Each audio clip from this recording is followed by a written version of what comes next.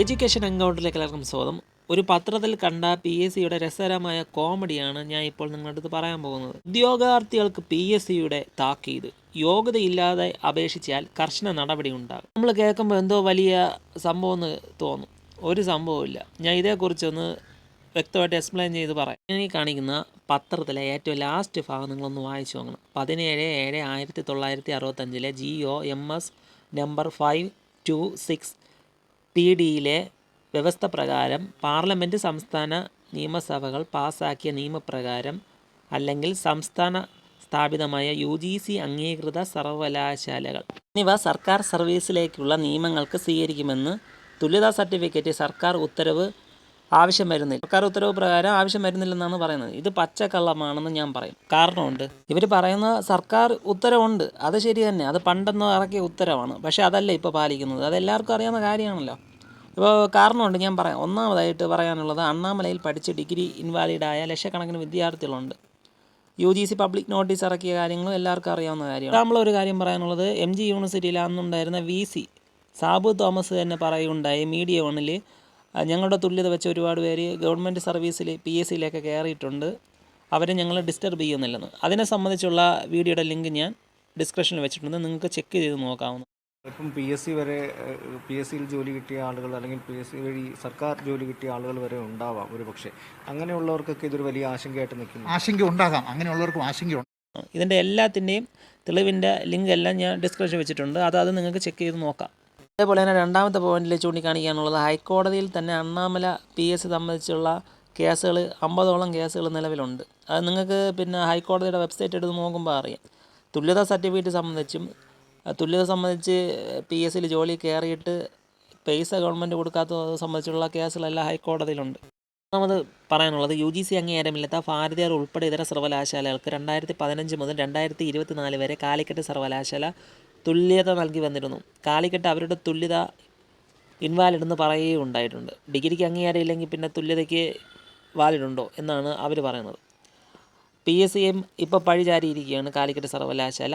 കാലിക്കറ്റിൻ്റെ അടുത്ത് വന്ന് അവരിറക്കിയ ഓർഡറിനെ കുറിച്ചൊന്നും ചോദിച്ചിട്ടില്ലെന്നാണ് കാലിക്കറ്റ് PSCയെ കുറ്റപ്പെടുത്തി പറയുന്നത്. തന്നെ വേറൊരു കാര്യം, കണ്ണൂർ സർവകലാശാല 2015 മുതൽ 2025 വരെ തുല്യത നൽകിക്കൊണ്ടിരുന്നു. ഭാരതീയർ ഉൾപ്പെടെ ഇതര സർവകലാശാല സംബന്ധിച്ച് അവർ താൽക്കാലികമായിട്ട് തുല്യതയെ നിർത്തിയിട്ടുണ്ട്.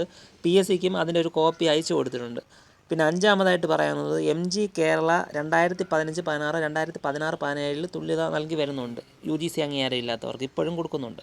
എനിക്ക് PSC എടുത്ത് ചോദിക്കേണ്ട ചോദ്യങ്ങൾ, ഒന്നാമത് 2015 മുതൽ 2023 വരെ കേരള, തമിഴ്നാട്, മറ്റ് ഇതര സർവകലാശാലകളുടെ UGC അംഗീകാരമില്ലാത്ത തുല്യത വെച്ച് ജോലി നൽകിയിട്ടില്ല എന്ന് PSC പൊതു ഉത്തരവ് ഇറക്കണം.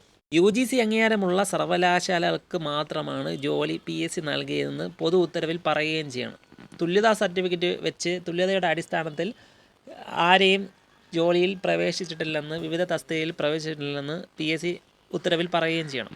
അതിന് 2015 മുതൽ 2025 വരെ തുല്യത സംബന്ധിച്ച് PSC ഇറക്കിയ ഒരു നോട്ടിഫിക്കേഷനിലും ചോദിച്ചിട്ടില്ലെന്ന് PSC പറയണം.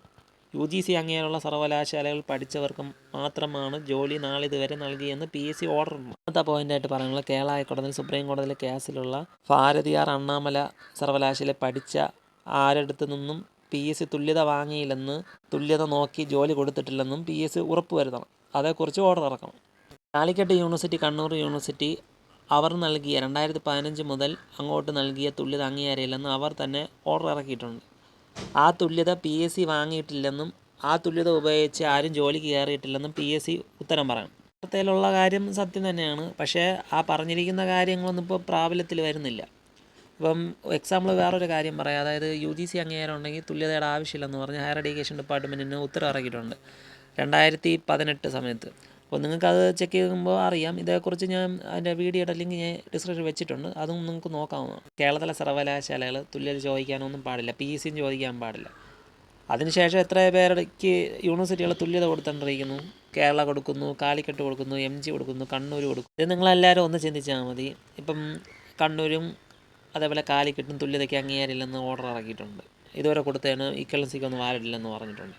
അപ്പോൾ PSCയുടെ മുഖം രക്ഷിക്കാൻ വേണ്ടി PSC പത്രത്തിൽ ഇങ്ങനെ ഒരു ഇത് അടിച്ചിറക്കിയതാണ്, UGC അംഗീകാരം പാലിക്കുകയുള്ളൂ എന്ന് പറഞ്ഞു. അതാണ് സംഭവം.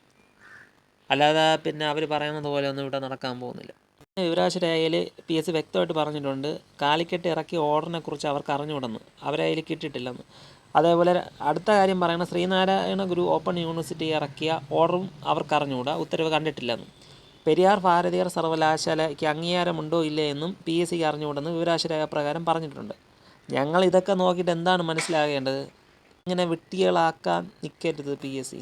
അവരൊരു പൊതു ഉത്തരവ് ഇറക്കട്ടെ. ഇപ്പോൾ സർവകലാശാലകൾ ഇക്കലൻസ് നടത്തിയപ്പോൾ ഉത്തരവ് ഇറക്കൂലേ? 15 മുതൽ 2025 വരെ അംഗീകാരമില്ലാത്ത കേരള, തമിഴ്നാട്, അതർ യൂണിവേഴ്സിറ്റിയിലെ തുല്യതയൊന്നും ഞങ്ങൾ സ്വീകരിച്ചിട്ടില്ല. UGC അംഗീകാരമുള്ള എല്ലാ സർവകലാശാലകളിൽ പഠിച്ചവർക്ക് മാത്രമേ ഞങ്ങൾ PSC ജോലികൾ വിവിധ തസ്തികകളിൽ കൊടുത്തിട്ടുള്ളൂ എന്ന് PSC ഒരു ഓർഡർ ഇറക്കട്ടെ.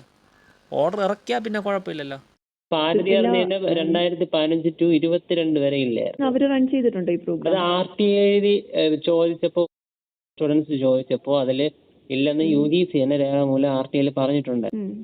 അംഗീകാരമില്ലാത്ത സമയത്ത് നടത്തുന്ന പ്രോഗ്രാം കുട്ടികൾ അഡ്മിഷൻ എടുത്തിട്ടുണ്ടെങ്കിൽ അവരുടെ കോഴ്സ് നിയമപരമായിട്ട് അതിന് നിയമസാധുതയില്ല, വാലിഡ് അല്ല കോഴ്സ്. നമ്മുടെ എക്സിസ്റ്റിംഗ് നിയമത്തിന്, നമ്മുടെ റിട്ടേൺ നിയമത്തിന് എതിരായിട്ടൊരു ജഡ്ജ്മെന്റ് വരുവാണെങ്കിൽ തീർച്ചയായിട്ടും ഒരു ഇൻസ്റ്റിറ്റ്യൂഷനും അവർ അംഗീകാരമില്ലാതെ ഒരു കോഴ്സ് നടത്തി കഴിഞ്ഞിട്ട് പിന്നീട് വന്ന് നമ്മളോട് അംഗീകാരം തരാൻ പറഞ്ഞാൽ റിട്രോസ്പെക്റ്റീവ് അംഗീകാരം കൊടുക്കാനുള്ള ഒരു എക്സിസ്റ്റിംഗ് നിയമം അത് അനുവദിക്കുന്നില്ല. അപ്പം അങ്ങനെ അനുവദിക്കാത്ത ഒരു കാര്യം നമുക്ക് ചെയ്യാനും കഴിയും. ഏത് യൂണിവേഴ്സിറ്റി ആയാലും ഈവൻ സുപ്രീം കോർട്ട് ഓർഡറും ഉണ്ട്, a state university can't offer programme beyond the state. Okay.